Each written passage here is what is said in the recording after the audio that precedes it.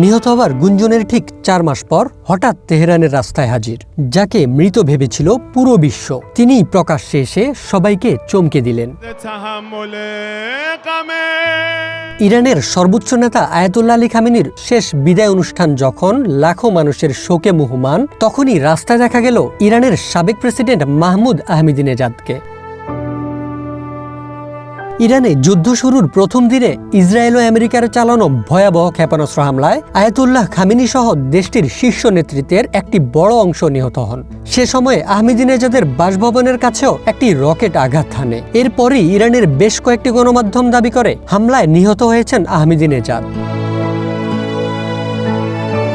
ওই হামলার পর দীর্ঘ কয়েক মাস ধরে লোকচক্ষুর অন্তরালে ছিলেন তিনি। কোনো বিবৃতি কিংবা ভিডিও বার্তাও ছিল না তার। এমনকি তেহরানের সরকারি দপ্তরও এ বিষয়ে নীরব ছিল। ফলে পুরো বিষয়টি এক কুয়াশাচ্ছন্ন রহস্য হিসেবে থেকে যায়। কিন্তু গতকালের একটি সাধারণ জ্যাকেট আর থুতনিতে নামানো মাস্কের চিরচেনা অবয়ব আহমেদিনেজাদকে নিয়ে সব জল্পনা কল্পনার অবসান ঘটায়।